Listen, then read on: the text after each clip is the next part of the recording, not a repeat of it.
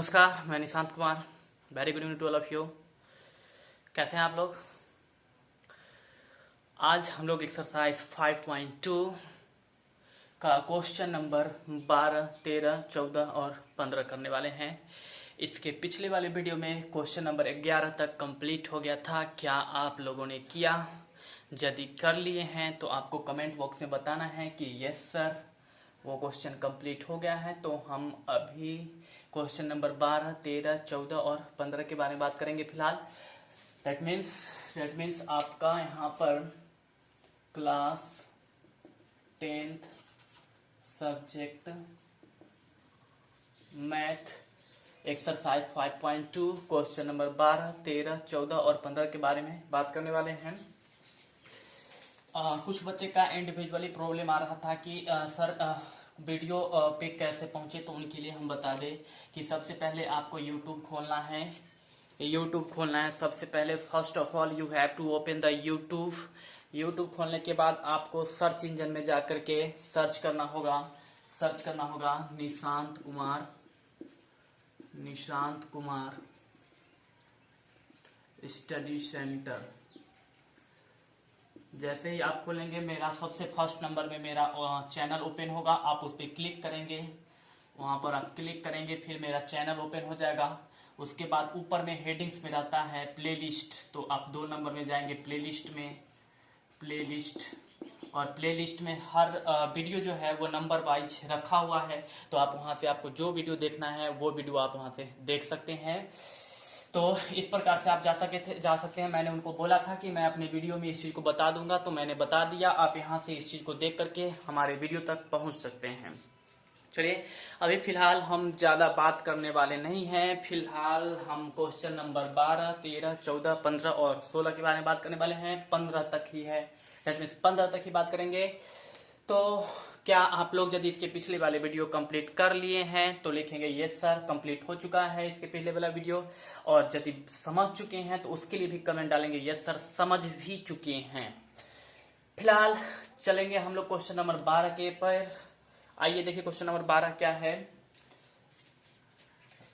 एक बार आप अपनी बुक खोल करके पढ़ लिया कीजिए क्वेश्चन, क्योंकि हो सकता है कि आपको छोटा छोटा लिखा हुआ है इसके वजह से, या फिर नेट के प्रॉब्लम से, या फिर आपका मोबाइल का ब्राइटनेस कम होगा, इसके वजह से भी आप क्वेश्चन को पढ़ने में नहीं पढ़ पा रहे होंगे।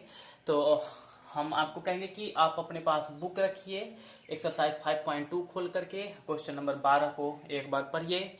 फिलहाल हम पढ़ करके बता देते हैं कि 2 एपी का सार्व अंतर समान है। मैंने यहाँ पर एपी लिख दिया, आपके क्वेश्चन में होगा समांतर श्रेणी, तो आपको कंफ्यूज नहीं होना है। समांतर श्रेणी को ही एपी कहते हैं और एपी को ही समांतर श्रेणी कहते हैं। तो मैंने आपके क्वेश्चन में था समांतर श्रेणी, मैंने यहाँ पर एपी कर दिया। तो 2 एपी का सार्व अंतर समान है, मतलब 2 एपी है जिसका दोनों का डी का मान बराबर ही है। अगर इस पहला एपी का डी का मान 2 होगा तो दूसर का डी का भी मान 2 ही होगा, अर्थात डी बराबर में डी। ऐसे दोनों एपी का सार्व अंतर समान है, मतलब डी जो है वो समान है। यदि इनके 100वें पद का अंतर 100 है, यदि 2 एपी है, ऐसे समझो 2 एपी है, मान लेते हैं, सोचो कि 1 एपी है इस प्रकार से, ये है नहीं, हम अपने मन से क्रिएट कर रहे हैं। 2, 4, 6, 8, 10 इस प्रकार से ये बढ़ते जा रहा है, 100वें 1000वें पद तक बढ़ते जाएगा। कहाँ तक है इसको हमें नहीं पता है, और ये किस प्रकार का एपी है ये आपको पता होना चाहिए। तो आप मुझे कमेंट बॉक्स में जल्दी से करेंगे कि ये किस प्रकार का एपी है। ऐसा करने से क्या होगा कि आपका रिवाइज होते रहेगा, तो आप बताएंगे कि ये किस प्रकार का एपी है। एपी 2 प्रकार का होता है, समांतर श्रेणी 2 प्रकार का होता है। उसमें से ये एपी किस प्रकार का है वो आप कमेंट बॉक्स में डालेंगे। चलिए 2, 4, 6, 8, 10 एक ये एपी हो सकता है, और एक दूसरा एपी हम मान लेते हैं। दूसरा एपी मान लेते हैं 18, 20, 22, 24 dot dot dot dot dot dot dot इस प्रकार से। तो इस एपी का जो 100वां पद होगा, मतलब मान लेते हैं A100, इस एपी का 100वां पद A100 और इस एपी का 100वां पद, दोनों का अंतर मान लेते हैं। इसका A100 था तो इसका A-100, इसका A100, इसका A-100 का अंतर 100 है, 100 है, तो का अंतर 100 है, तो इनके हजारवें पद का अंतर क्या होगा? तो इनका हजारमा पद मतलब 1000 माइनस में ए डैश हजार का अंतर क्या होगा, ये आपको डिराइव करना है, ये आपको पता लगाना है कि इसके हजारवें पद का अंतर क्या होने वाला है। फिर से एक बार समझ लो कि ये एक एपी है, इसके 100वें पद का अंतर मतलब इसका ए100 माइनस में इसके 100वें पद का अंतर। देख सकते हो कि ये दोनों एपी का सार अंतर बराबर है। 4 में से 2 घटा लो तो 2, 6 में से 4 घटा लो तो 2, इसमें 20 में से 18 घटा लो तो 2, 22 में से 20 घटा लो तो 2, तो दोनों एपी का सार अंतर बराबर है, सार अंतर बराबर है। और आपको यहाँ पर बताना है कि इसके 100वें पद और इसके 100वें पद का अंतर दिया हुआ है 100, तो इसके हजारवें पद का अंतर क्या होने वाला है। चलिए देखिए एक बार, समझिए बात को, फिर से समझिए एक बार, समझते चलिए। जिस समय बताते हैं उस समय एकदम कंसंट्रेटेड रहिए, समझिए। चलिए क्वेश्चन नंबर 12 का सॉल्यूशन देखिए। लिखे माना कि पहले एपी का 2 एपी है, तो मान लेते हैं पहले एपी का प्रथम पद ए है, तथा दूसरे एपी का प्रथम पद मान लेते हैं हम कितना, तो ए डैश मान लेते हैं, ए डैश है। तो प्रश्नानुसार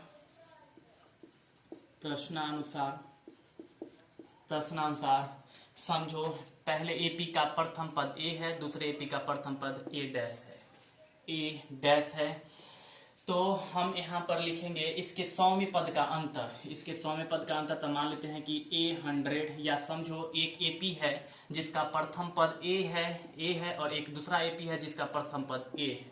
ऐसे समझ लो, ऐसे नहीं समझ में आता, ऐसे समझो, ए है। तो इनके 100वें पद का अंतर, तो मान लेते हैं कि ये हो गया A100 और ये हो गया A100, दोनों का 100वें पद हो गया। इसका अंतर मतलब घटाने पर ये 100 के बराबर होता है। तो यहाँ पर आप लिख सकते हैं कि A100 माइनस में A100 बराबर में 100। अब यहाँ पर A100 है, तो इसका फॉर्मूला क्या होने वाला है, जल्दी से बताएंगे आप लोग, कमेंट बॉक्स में बोलिए। A100 माइनस A100, तो A100 जब है तो A100 का फॉर्मूला क्या हो सकता है, ये आपको बताना है A100 का। चलिए हम ऐसे लिख देते हैं, A प्लस में 99D माइनस में A100 का A प्लस में 99D बराबर में 100, तो A प्लस में 99D माइनस में ये ब्रैकेट हटेगा, तो ये प्लस ए है तो माइनस ए, ये प्लस 99 है तो माइनस 99D बराबर में 100। अब दोनों का सार अंतर बराबर है, ये प्रश्न में दिया हुआ था कि 2 एपी का सार अंतर समान है, तो ये 99D ये माइनस 99D दोनों कैंसिल। अब आपके पास बच गया है A माइनस में A बराबर में 100, समीकरण 1। और आपसे पूछा जा रहा है कि इसके हजारवें पद का अंतर क्या होगा, A1000 माइनस में A1000 बराबर क्या। तो चलिए देख लीजिए, नाउ A1000 माइनस में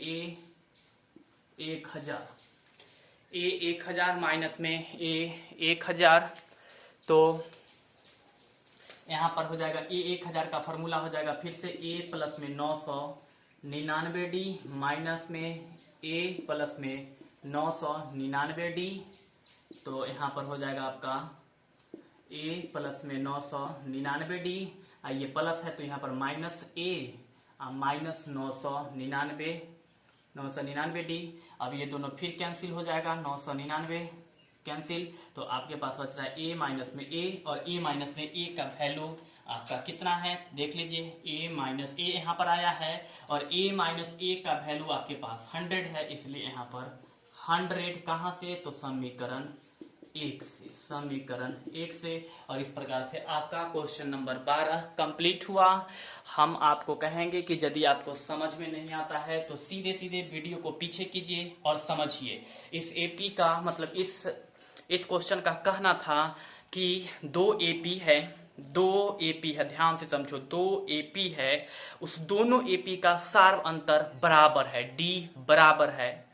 और पहले एपी का सौमा पद, पहले एपी का सौमा पद और दूसरे एपी का सौमा पद, दोनों का अंतर 100 है।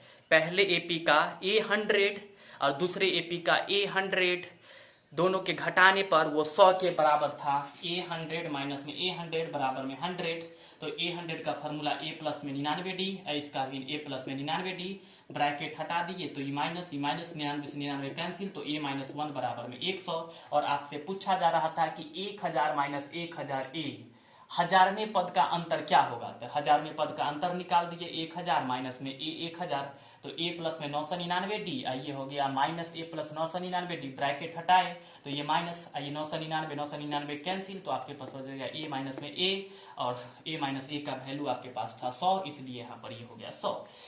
तो आपका क्वेश्चन नंबर 12 इस प्रकार से कंप्लीट हो चुका है। तो आप यदि इसको लिखना चाहेंगे तो आप इसका स्क्रीनशॉट लेके लिख सकते हैं, अदरवाइज वीडियो को पॉज करके लिख सकते हैं। हम अभी मिटाने वाले हैं, तो आप जल्दी से कर लीजिए इसको यदि करना चाहते हैं तो।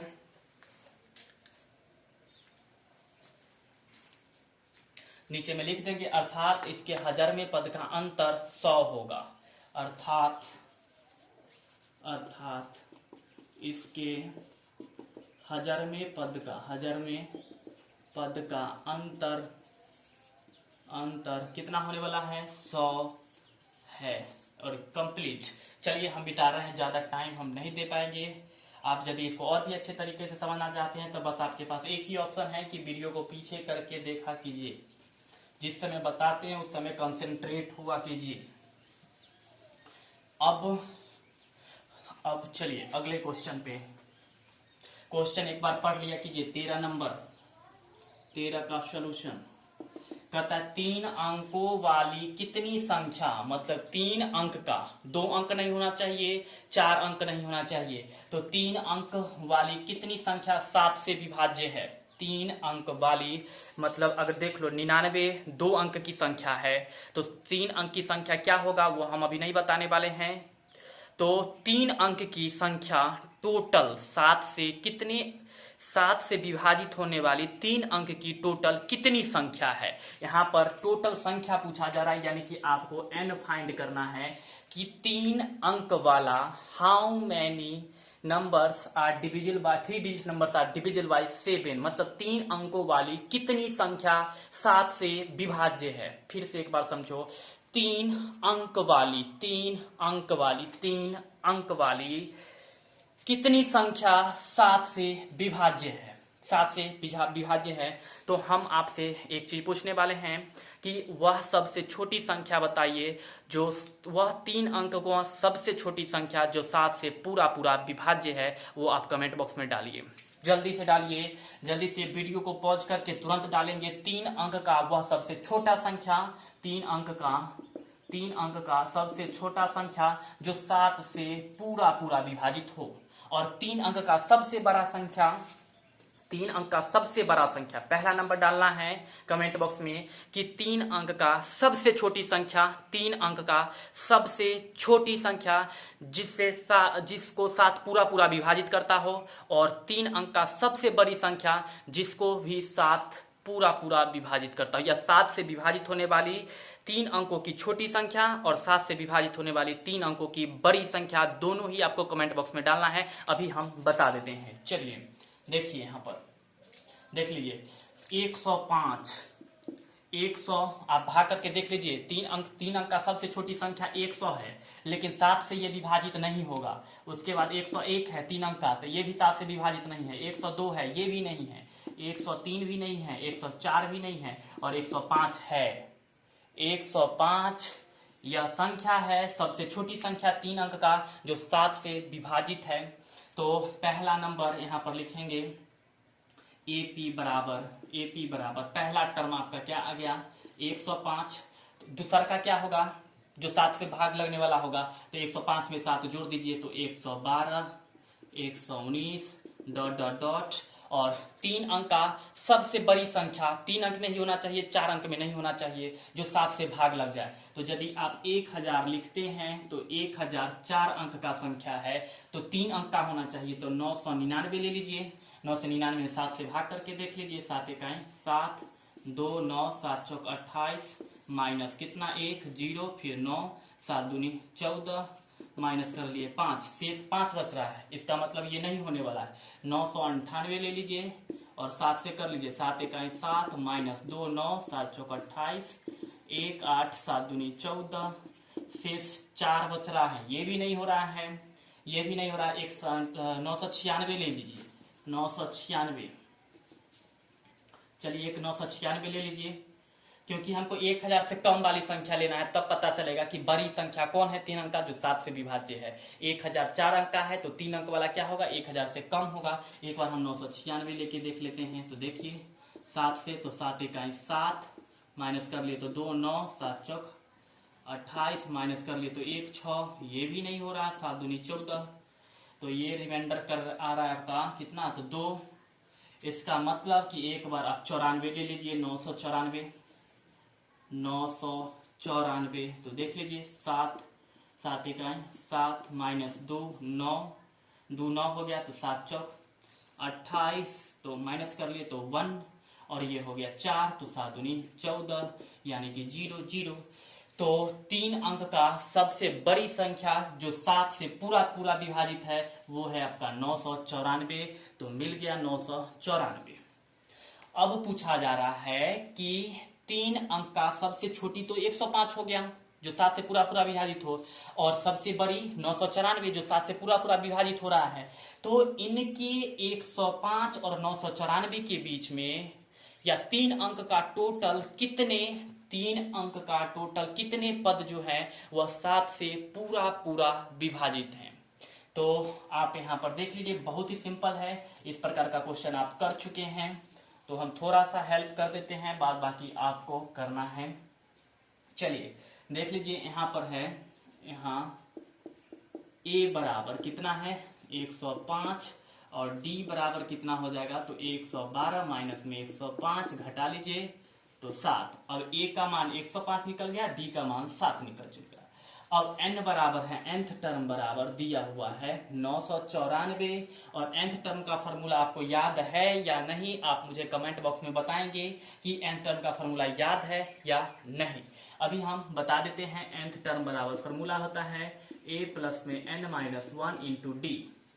तो यहाँ पर आप फॉर्मूला पे बैठा देंगे, a प्लस में n माइनस 1 इंटू डी बराबर में 994। a की जगह पर आपका मान निकल चुका है 105, प्लस में n माइनस 1, और d का मान है आपका 7 बराबर में 994। 105 इधर प्लस में है, उधर जाएगा तो माइनस में, तो n माइनस में 1 इंटू 7 बराबर 994 माइनस में 105, तो एक बार माइनस कर लीजिए, n माइनस 1 इंटू 7 बराबर 9 में से 5 जाएगा तो 4, 9 में से 0 जाएगा तो 9, 9 में से 1 गया तो 8, 894, और नहीं नहीं नहीं नहीं मिस्टेक हो गया, मिस्टेक हो गया। यहाँ था 994 माइनस में 105, 4 में से 5 नहीं होगा, 14 में से 5 तो ये 9 हो जाएगा, ये 8, और ये 9 में से 1 जाएगा तो 8। अब ये 7 इधर गुना में है, उधर जाएगा तो भाग में, तो n माइनस 1 बराबर में 889 बटा में 7 गुना में है, इधर आएगा तो भाग में, तो 7 से काट दिए, 7 इकाई 7, 1 8, 1 8, तो 7 दूनी 14, 4 9 7 7 49, तो n माइनस 1 बराबर में 127, तो n बराबर 127 प्लस में 1 कैलकुलेट करके n बराबर आप मुझे बताएंगे, कमेंट बॉक्स में भेजेंगे कि n बराबर कितना होगा, क्योंकि बच्चे कंफ्यूज हो जाते हैं, इसलिए हम ये चीज आप पे छोड़ रहे हैं। और ये कैलकुलेट कर लेंगे तो आप लिख देंगे अर्थात एपी अर्थात 3 अंकों के साथ से विभाजित होने वाले कुल पदों की संख्या कितना होगा, तो आप इसको जोड़ करके लिख दीजिएगा। 127 में 1 जोड़ दीजिएगा, लिख दीजिएगा, इतना होने वाला है। और इस प्रकार से आपका क्वेश्चन नंबर 13 समाप्त हो चुका है। तो यदि आप इसको बनाना चाहते हैं तो फटाफट जल्दी कर लीजिए,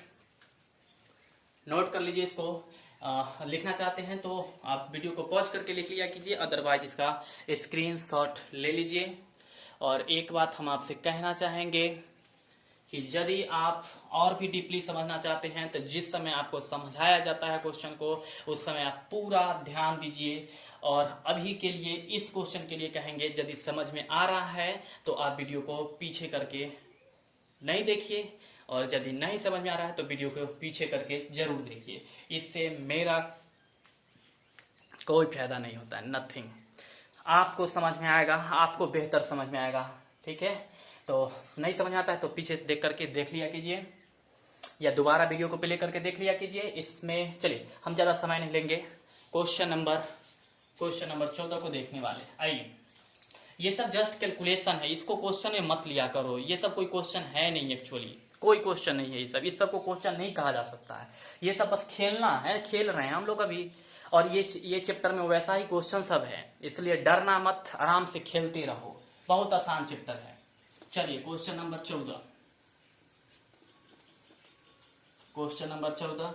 और हाँ, वीडियो को लाइक्स करते रहिएगा, क्योंकि काफी बार हम बता चुके हैं कि आप लोग देख लेते हैं और लाइक्स नहीं करते हैं।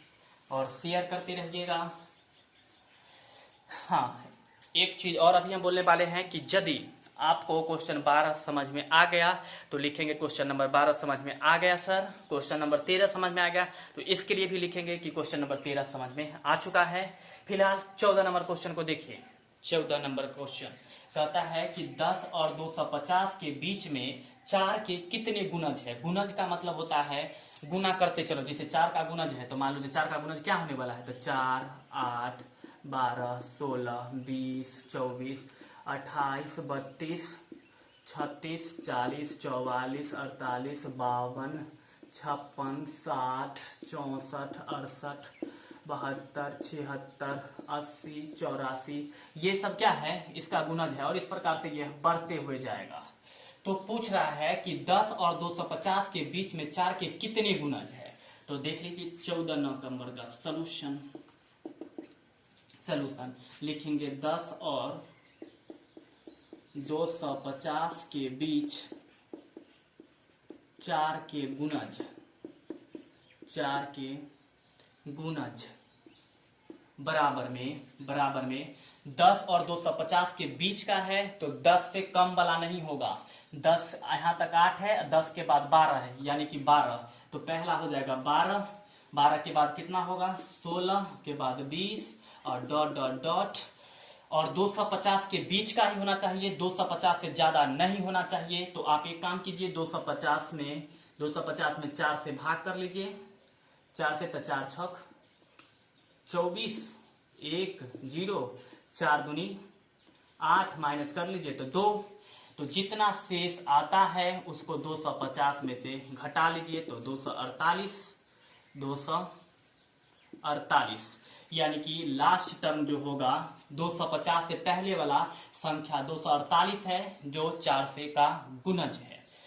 इस प्रकार का यदि क्वेश्चन आता है तो आपको क्या करना था, 250 के बीच का लिखना था। तो 250 में 4 से भाग कर लीजिए और जो शेष बच जाता है उस शेष को इस 250 में से घटा लीजिए। तो 248 मतलब कि 10 के बाद वाला जो संख्या है 12, सबसे छोटा जो 4 का गुणज है, और सबसे बड़ा दैट मीन्स 250 से पहले वाला जो संख्या है जो 4 से पूरा विभाजित होगा वो 248 है। वो 248 है। माने मेरे कहने का मतलब कि आपको लिखना था 10 और 250 के बीच का 4 का कितने गुणज है। तो पहला गुणज 12 और सबसे अंतिमा गुणज 248। क्यों 248 होगा, क्योंकि ये 250 से कम है, 250 से ज्यादा नहीं लिखना था। क्वेश्चन में लिखा हुआ है 10 और 250 के बीच का। तो 10 के बीच का पहला नंबर 12 जो 4 का गुणज है, और 250 से छोटा जो 4 का गुणज है वो 248 है। अब ये क्वेश्चन भी क्वेश्चन नंबर 13 की तरह ही सॉल्व होने वाला है। इसमें कुल पद की संख्या ज्ञात करना है, मतलब कि n बराबर ज्ञात करना है। फाइंड करना है। तो हम जल्दी से इसको कर लेते हैं, थोड़ा सा कर देते हैं हेल्प, आपको थोड़ा सा हेल्प कर देते हैं। चलिए, क्वेश्चन को समझने के लिए आपको ध्यान देना होगा जिस समय हम बताते उस समय। चलिए देखिए, यहां पर क्या है आपके पास, क्वेश्चन में है आपके पास कि ए बराबर लिखेंगे, यहां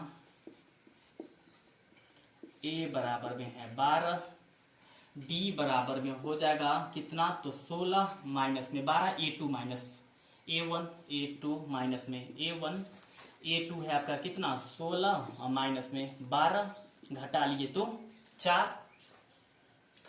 उसके बाद A बराबर 12 आ गया, D बराबर 4 आ गया, और nth टर्म है आपका, nth टर्म है 248, तो हम लिखेंगे nth टर्म बराबर में 248, और nth टर्म का फॉर्मूला आपको बताना है कि याद है या नहीं। यहाँ पर हम लिख देते हैं। यदि आप nth टर्म का फॉर्मूला जानते हैं तो आप मुझे कमेंट बॉक्स में लिख करके बताइए nth टर्म का फॉर्मूला क्या होगा, ये आप मुझे बताएंगे।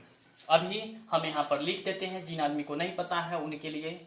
चलिए, nth टर्म का फॉर्मूला होता है, nth टर्म का फॉर्मूला a प्लस में n माइनस 1 इंटू डी, ये तो यहाँ पर हो जाएगा क्या, तो a प्लस में n माइनस 1 इंटू डी बराबर में 248।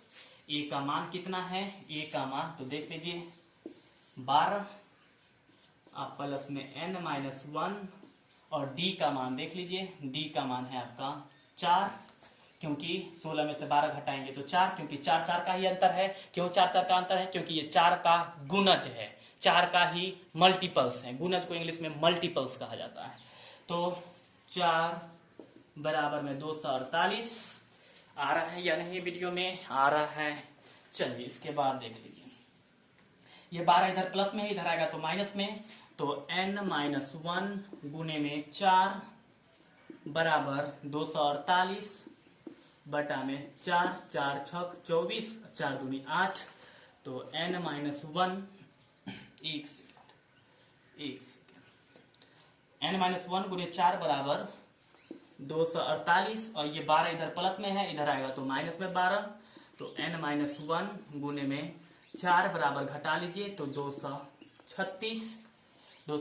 अब ये 4 से इसको काट दीजिए, 4 5 20, 3 6, 4 9 36, तो n माइनस 1 बराबर में कितना है ये 59, तो n बराबर में 59 अब प्लस में 1, देयरफॉर n बराबर कमेंट बॉक्स में भेजिए। ये चीज हम नहीं बता रहे हैं, ये चीज हम छोड़ रहे हैं, इसको आप कैलकुलेट करके और मुझे बताएंगे कमेंट बॉक्स में कि n का वैल्यू क्या आ रहा है, कि आप कर पा रहे हैं या नहीं, तो ये आप मुझे बताएंगे। और यदि आपका ये निकल जाता है तो n का मान यदि निकल जाता है तो यहाँ पर लिख देंगे कि 10 और 250 के बीच में 4 के जितना निकलेगा उतना गुणज है, उतना गुणज है। क्वेश्चन को एक बार हम फिर से आपको समझा देते हैं। क्वेश्चन नंबर कौन सा था, 14, इसको हम फिर से एक बार आपको बता देते हैं, समझो बात को। चलो पहले इसको स्क्रीनशॉट ले लो, या फिर लिखना चाहते हो तो लिख लो, क्योंकि हम इस बार इसको मिटा करके फिर से लिख करके बता देते हैं। जल्दी से कर लीजिए इसको, यदि आप लिखना चाहते हैं तो लिख लीजिए वीडियो को पॉज करके, अदरवाइज आपको पता है क्या करना है, स्क्रीनशॉट लेना है। तो जल्दी से कर लीजिए एक बार, हम फिर से इसको दोबारा से समझा देते हैं आपको। चलिए देखिए, चलिए 14 नंबर का हम फिर से बताते हैं, ध्यान दो ना बात पर।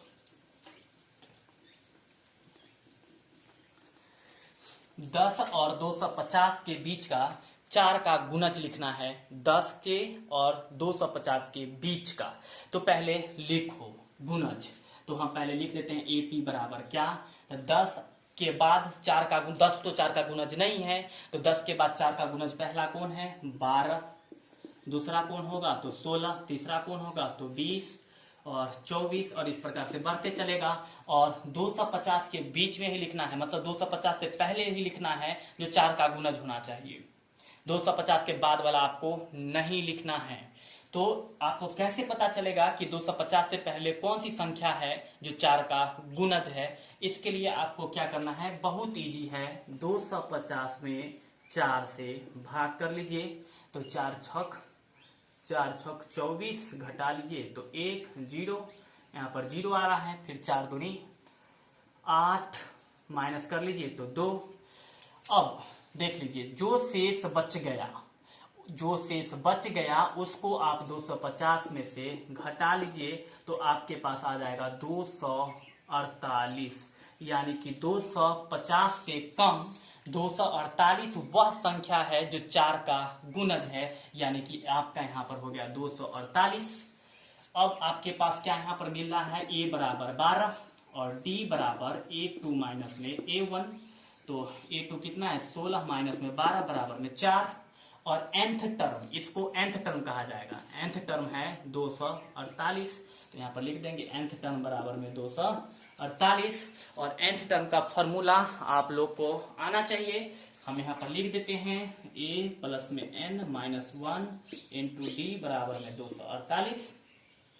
तो a का वैल्यू कितना है देख सकते हैं, a का वैल्यू 12, तो 12 प्लस में n माइनस 1, और d का वैल्यू है आपका 4, तो यहाँ पर 4 बराबर में 248। ये 12 इधर प्लस में है, उधर जाएगा तो माइनस में, तो n माइनस 1 गुने में 4 बराबर 248 माइनस 12। तो देख सकते हैं कि n माइनस 1 गुने में 4, इसमें से आप घटा लीजिए तो आपका आ जाएगा 236। हम पिछले बार किए हैं इसलिए हमको पता है, आप घटा के देख सकते हैं। तो n माइनस 1 गुने में 4 बराबर में 236, 4 से काट लीजिए, 4 पचे में 20, 3 6 4 9 36, तो n माइनस 1 बराबर में 59, तो n बराबर में 59 प्लस 1, देयरफॉर n बराबर आपको बताना है, हम नहीं बताएंगे, यानी कि हम बता ही देते, चलो n बराबर 60, यानी कि 10 से लेकर के 250 के बीच में 60 ऐसी संख्या है जो 4 का गुणज है, और इस प्रकार से आपका इस वीडियो में क्वेश्चन नंबर 12, 13 और 14 ही हो पाया। हम अगले वीडियो में आपको 15 नंबर क्वेश्चन करके देंगे। इस वीडियो में हम इतना ही छोड़ देते हैं। चलिए आज की वीडियो में इतना ही रहने देते हैं, तब तक के लिए धन्यवाद। हम लोग मिलेंगे फिर नेक्स्ट वीडियो में। चलिए नमस्कार, बहुत बहुत धन्यवाद।